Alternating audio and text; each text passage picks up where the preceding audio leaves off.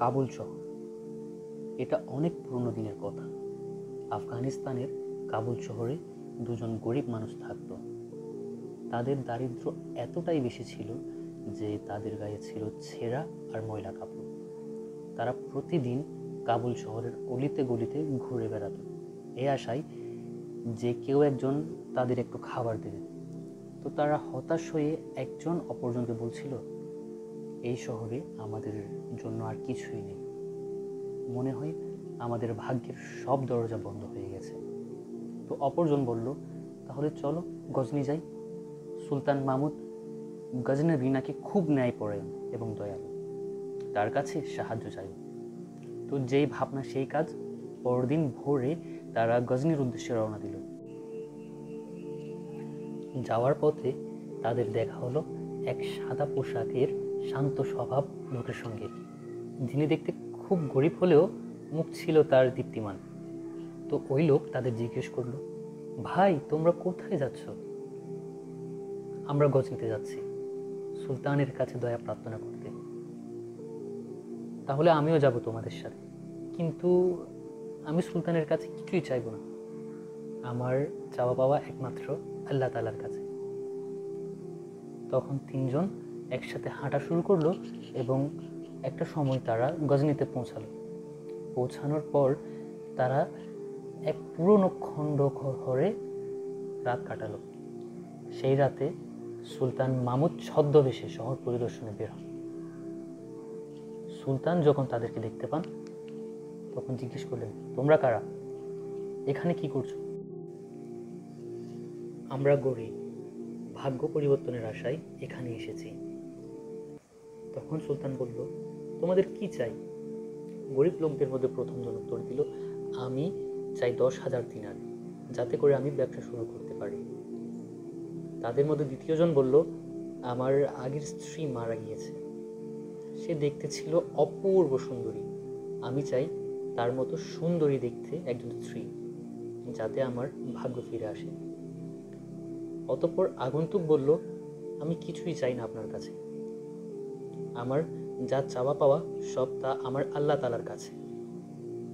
তো সুলতান কি করলো, তাদের পরদিন রাজ দরবারে যাওয়ার আমন্ত্রণ জানালেন।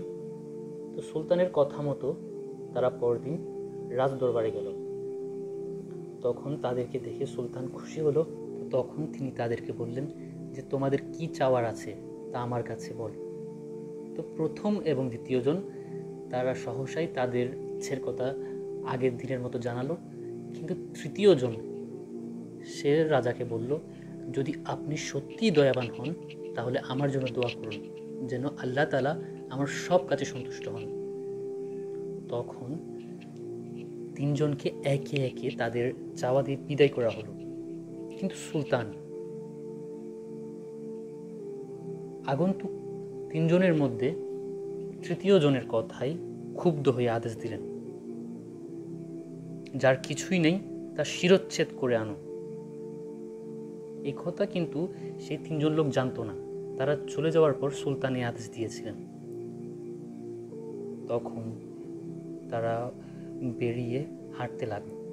ভাগ্যক্রমে প্রথম ব্যক্তি ক্লান্ত হয়ে সোনা তুলে দিল তৃতীয় ব্যক্তির হাতে। তাই প্রথম ব্যক্তির হাতে কিছুই রইল না। তখন জল্লাদ গিয়ে ভুলক্রমে তার হাতে প্রথম জনের হাতে কিছু না পেয়ে তাকে হত্যা করল এবং তার মাথা নিয়ে আসলো সুলতানের দরবারে। সুলতান এটা দেখে বলল যে তুমি এটা কি করলে? তুমি তো ভুল লোককে মেরে এনেছো। তারপর সুলতান আদেশ দিলেন, এবার যাও, কিন্তু এবার তাকে হত্যা করবে যার হাতে সোনা আছে।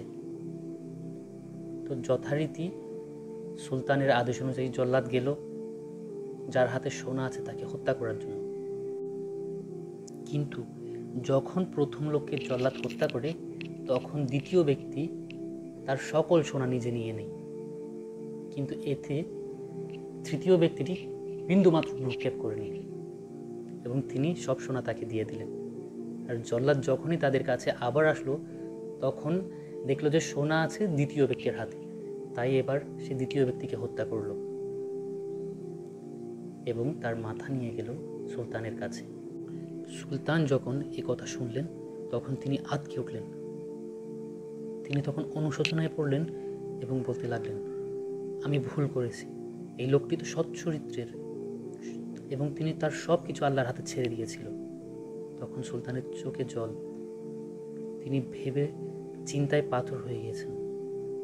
এরপর ভদ্রলোককে সম্মানের সঙ্গে তিনি তার দরবারে নিয়ে আসলেন এবং বললেন, আমাকে ক্ষমা করুন, এখন বলুন আপনি কি চান। তখন ওই লোক সুলতানকে বলতে লাগলো, আমি একজন বুনকার ছিলাম, একটি ছোট দোকান আমি চাই, যাতে করে আবার নিজের পায়ে দাঁড়াতে পারি। তখন সুলতান আদেশ দিল যে তোমাকে দোকান দেওয়া হোক।